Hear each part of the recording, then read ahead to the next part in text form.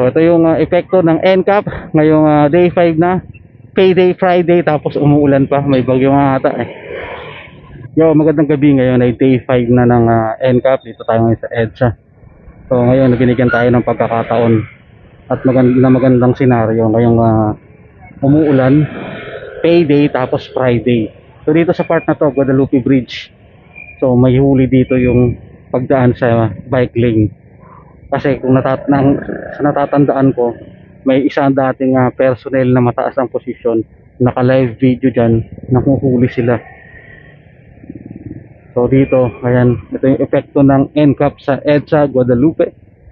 Umuulan, payday Friday. So ngayon ay day 5 na ng NCAP. Mas mahigpit ang NCAP ngayon kasi lahat, marami ang hindi pwede dito sa EDSA na daanan mo katulad ng EDSA busway at bike lane.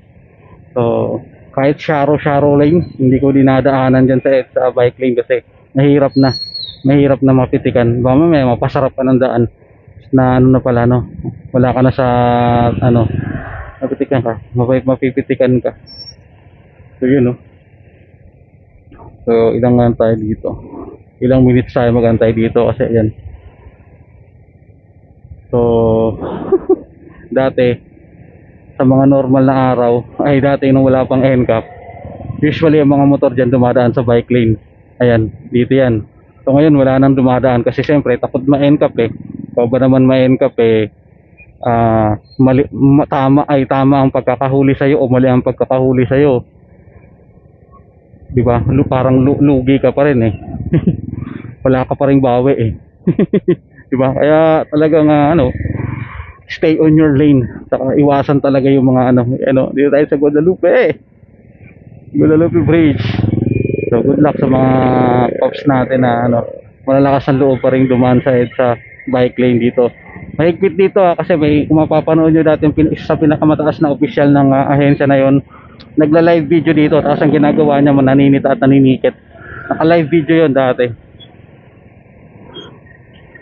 So kaya good luck sa love letter ng mga may NCAP. Sabi naman nila 24/7 daw yon.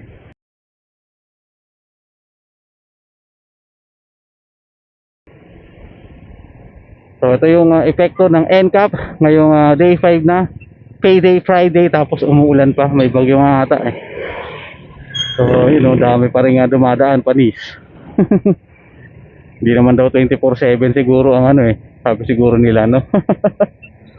So let's go. Dito tayo sa Guadalupe. So naranasan ko na rin to. Ito yung sinasabi ko kasi nang dumaan ako dito, laging maluwag ang EDSA eh. So ngayon naranasan ko na yung ganitong sitwasyon. So siyempre ngayon uwian na eh, rush hour na kasi Friday pa, payday pa. So yan yung epekto. Ay, patay baha.